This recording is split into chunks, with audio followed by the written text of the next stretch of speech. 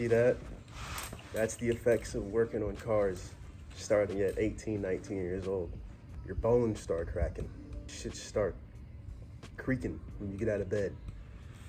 Don't do this line of work. Kidding. Anyway, I'm here to tell you guys how it is working on cars, man. You know, straight up. I'm just gonna be transparent with you guys. For all my young ones out there, all my aspiring guys out there, you know, the YNs they call it nowadays. I'm 22, apparently I'm unk now. You know, it is what it is. But anyway, let's get straight to it. So, a little bit about me. I'm 22 years old. This is actually I have a video on my channel, like I guess a part one of a day in the life, which really isn't. It's just me working on some Dodge Challenger, doing a diff in it, and fucking it up. Actually, that car actually came back. But anyway, we're not gonna talk about that. It's more so of an in-depth, the life of a 22-year-old mechanic. So let's get straight to it, man. What's it like? You know, how do I like it? What are the pros and what are the cons? How much do I get paid? What are the hours? How are the coworkers? How is the environment? How is the shop? We're gonna get into all that. But let's start with, you know, me. I'm 22.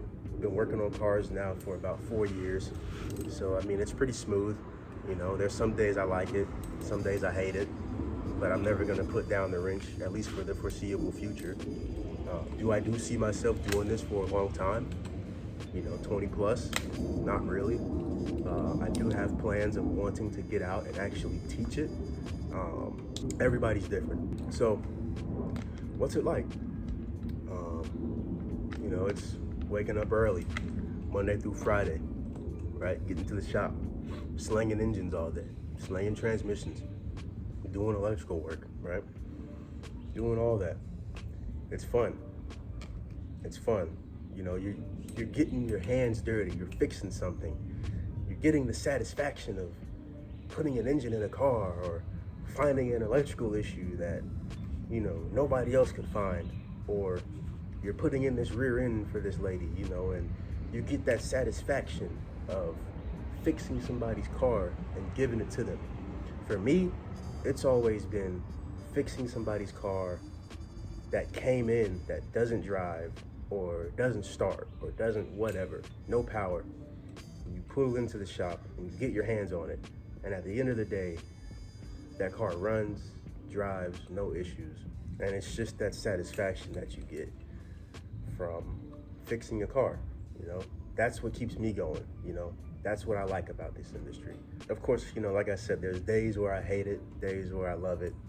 But at the end of the day, it's more mental than anything, especially in this industry. It's more mental than anything. A wise man once told me that. If you ever watch this video, you know who you are. But yeah, it's more mental than anything. You know, it's nothing that you're just gonna come in here and, you know, if you look at life in such a negative view, I don't think you're gonna do well in this industry, simply because of the fact that shit is gonna happen, shit's gonna break, you're gonna get made fun of, people are gonna bust your balls. If you're just a negative person all the time, you take everything to heart, because trust me, that was me starting out, and I had to learn that, I had to understand that, I had to overcome that in terms of becoming, you know, a better person, you know, in terms of growing up as a man, in terms of doing certain things. It's little things in this industry, and not even just the automotive industry, the trades in general. They teach you, right? Have a strong mental fortitude and understand that whatever you go through, just have a good attitude, just keep going, and that'll get you so far in life. But anyway, back to the main point. Like I said, you know, what's it like, you know, mentally? Like I said, it drains you. It drains you mentally, it drains you physically, emotionally. It just drains you. But that's not to, you know, scare any of you from doing it or veer any of you future aspiring technicians away from the industry. It's more so to kind of get you prepared, kind of get into the thinking, you know, of a young person like me that is going through it and for other young people that are coming up in the world who want to do this. Just lost my train of thought. That's crazy. That's all the brake cleaner I've been inhaling over the years. It's fun, you know. Like I said, you get to do hands-on work. You know, this isn't something, you know, you're not sitting in an office, you know, you're not doing anything. You're not sitting down for 8 hours a day, right? You're actually working. What's the environment like? You know, the environment, for me, most of you are probably gonna go work, if you do decide to go down this path, most of you are probably gonna go work at a corporate dealership, right? Your Hondas, your Toyotas, you know, maybe even other Chrysler dealerships that are corporate. I work for Chrysler. Most of you are probably gonna go work at a corporate dealership. My dealership, fortunately, is not corporate because we do say a lot of head-turning shit in the shop. We do say a lot of crazy shit in the shop. We do a lot of crazy shit in the shop, and it's just crazy in the shop. But the work environment, you're a family, at least at my dealership. Like I said, I don't know about other dealerships, but you're a family. The shop that I'm at, all the older guys say, the shop that, you know, there's not an environment anywhere else at any other shop from what we have. Mainly, yes, because we're not corporate, but also the camaraderie. If I need help on something, one of the older guys will come help me. If they need help, I'll come help. And what I learned from one of the older guys is this: at other dealerships where people are so selfless and selfish, they'll see you struggling, but they won't help you because they're so focused on their paycheck, which is understandable. They gotta make a paycheck, you gotta understand. But also at the same time, that's not right. And that's what pushes people away from this industry, is the people who are already in this industry that don't want to help or spread knowledge or, you know, just not help in general, which pushes a lot of people away. But like I said, that depends on where you are. And if you are a technician that's watching this and you're in that environment, you know, and that's you, the best thing that you can do is just keep going. Just keep wanting to learn. And if it gets so bad to a point where you just can't bear to work there anymore, then just leave, man. Because at the end of the day, you have a skill that not a lot of people have. If you know how to work on cars, not even if you know how, if you want to, you're gonna get a job somewhere else. Because people look for young, aspiring individuals that want to learn and understand cars, understand the work. Not a lot of people want to work, man. Not a lot of young people want to get out here and go into the trade and do the work. But be different, you know, be different. Just keep going, keep grinding, man. You know, it sucks. It's unfortunate if you're in that situation, but maybe you gotta go, you know, change the scenery. Geez, my knees are ashy. So back to the main topic. It's cool. It's cool, man. It's, you know, it's definitely something that I would encourage younger. Oh shit! Something that I would encourage younger people to try to go pursue this career. It sets you up financially if you play your cards right, with investments if you play your cards right, and it can set you up in debt if you don't play your cards right. For young technicians that are trying to go into this field, please, for the love of God, do not go onto tool trucks and put yourself into debt for years and years and years to come. I've seen it happen. Don't do it. My own co-workers try to get me to do that, you know. Don't do it, don't listen. Because the thing about today, in this new age, we have resources. Harbor Freight, Amazon, Home Depot, Lowe's, wherever there's tools to be bought, go buy them. Now, I'm not saying don't go on the tool trucks for tools, because as a young technician, you don't have nothing. You're gonna be borrowing tools from a lot of different people. But, you know, until you get your stash up. stay away from those fucking tool trucks, man. For the love of God, please stay away from those tool trucks. They will try to get you on there to buy a toolbox, buy ratchets that are $300 that you could go to Harbor Freight and get for $50 or $60. Don't do it. If there's something you absolutely need to get off of that tool truck, buy that, pay it off. Buy that, pay it off, and if there's something else you need to get on that truck, do that same thing. Do not buy something, pay it halfway through, and go buy another thing and pay it halfway through and keep doing that. That's how they get you. Do not do that. I've seen it happen multiple times, and I've seen guys struggle with money, with their finances because of that. Don't do that. Like I said, you play your cards right, man. It'll set you up. You have the knowledge, you have the skills. Once you get certified enough, you can go anywhere you want, whether that's a Chrysler dealership or a Honda dealership or wherever.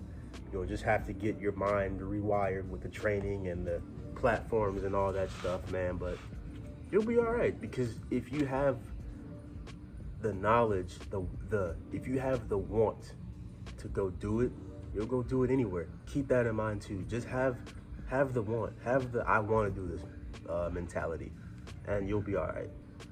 Definitely a shortage of people that are in this field, and multiple reasons that I've stated, but that's not to scare you. That's not to make you drift away from wanting to do this. If anything, I want to inspire a lot of people because, like I said, I'm a young person myself. I want to inspire a lot of people to go into this industry. There's a shortage. I want people to go into this industry. Back to the main point. It's fun, man. It's fun, especially at being a Chrysler tech. All I do is I wake up, I work on Hellcats, a lot of fast shit, and I go home, and that's pretty much it. I'll be transparent, Now the pay, I get paid pretty good. I'll be transparent. I'm not gonna sugarcoat shit. I'm not gonna beat around the bush or nothing. Tell you how much I get paid, how many hours I average, all that.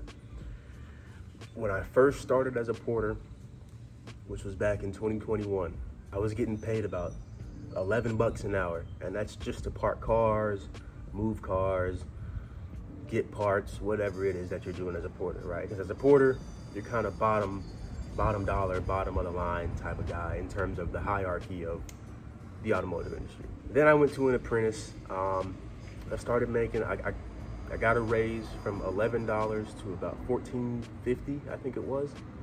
And I stayed there for about a year. Asked for another raise, went from about $14.50 to about $17, which was okay, Like I said, I'm still young. I'm about 19, 20. I'm still at my parents' house. This wasn't nothing that, it wasn't money that I needed to take care of kids or something like that, but it was just me moving up and understanding the industry. That $17 point got moved up to flat rate, which is what we call it down here in Georgia. I don't know if it's anywhere else, but flat rate is basically, in simple terms, you get paid by the job and not the hour. Simple terms. I went from $17 to about $28 an hour. And then I stayed at that for about a year. And I went from $28 to where I'm at now, $32 an hour, which is pretty good in terms of hours. Like I said, flat rate. Once you get on that main line, you're flat rate. You're getting paid by the job. For example, a car comes in the shop, right? Let's just say you're flat rate. A car comes into the shop, it needs brakes, okay? You write it up you'll do it in 4 hours, okay? Just numbers now. You'll do it in 4 hours, front and rear, and you do it in 2 hours. You're still gonna get paid that 4 hours. Another example, a car needs an engine. You charge this customer 25 hours labor time to do it, and you do it in 15 hours. You're still gonna get that 25 hours. So now, let's just say that was over a span of 2-3 days. Now you're at 29 hours. You know, you keep going, it keeps stacking, right? That's why the more you learn, the more knowledge you have, the more understanding you have of a car, the quicker you can do certain things on a car, and the quicker that you make your money.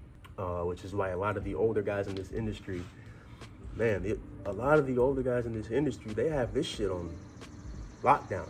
You know, they have this shit on auto. You know what I mean? These guys know this shit like the back of their hand. You know what I mean? But for guys like me, you know, I still turn pretty decent hours. And like I said, I'll be transparent. The biggest check I ever got on flat rate, I made about 114 hours in one pay period. And I think that check was about, before taxes, about $3,800, damn near $4,000, which it's good money, right? But this is I'm gonna jump into another aspect. This is where work-life balance comes in. Because when I first got on flat rate, I used to stay at the shop from 9 o'clock in the morning to about 11, 12, sometimes even 1 a.m. just working on stuff, man. The pay was great. But I cannot stress this enough. That does not outweigh, I don't care what anybody says, no amount of money will pay for this. No amount of money. So don't let anybody, if you do go into this industry, don't let anybody tell you, you know, you're not working hard enough. You're not putting in the, you know, the hours. You're lazy. You know, you're this, you're that. Don't listen to that. That's what drives people away. Don't listen to that. Have a work-life balance. Take care of you are first. You can be replaced anytime, any day, anywhere. No amount of money can pay for this. So I realized very quickly that I need to stop doing that. Getting home at 1 o'clock, having to wake back up and literally 4 or 5 hours to go do it all over again for 5 days a week. Like I said, it's great money, but at a certain point in time, you will burn out. Don't do that.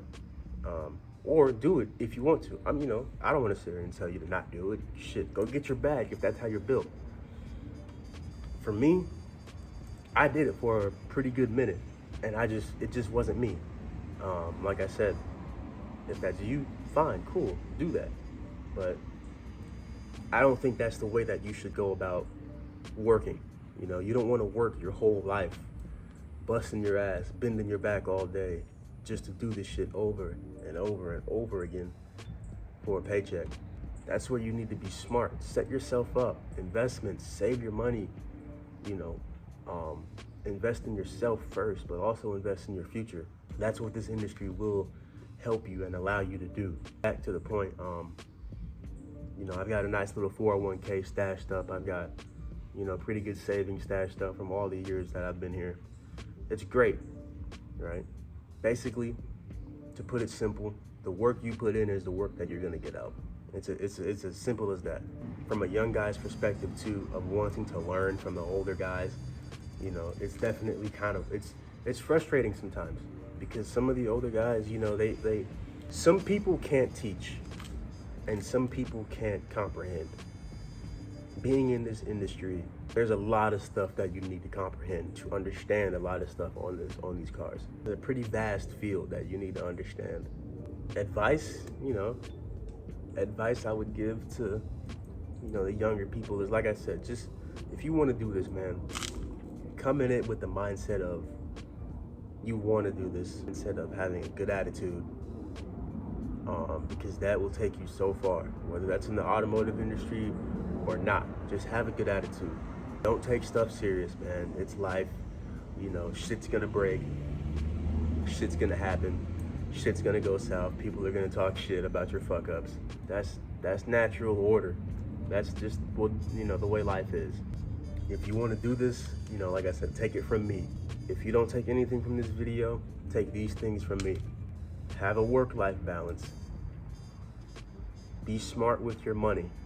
Don't take stuff too seriously, and have the right attitude. Have the want mentality. Work hard, do that. But also take care of yourself first, and everything else will fall in place. I mean, hey, that's it for the video. I have other videos on my channel. Go check those out. I got a bunch of shorts, a bunch of videos of cars that are fucked up. I have another video on my channel about a Corvette. Go check that out. Just go check out the channel, subscribe if you want more videos like this. I will start making more videos like this. I'm here. If you guys have any questions, ask them in the comments. If you guys have any questions, I'll put my Instagram in the description. I'll put my Twitter, TikTok, all that good stuff in the description. For any questions that you guys may have. If it's something I didn't go over in the video, you guys feel free to ask me. You guys be good, man. Be good. Just be safe. Understand that everything in life is not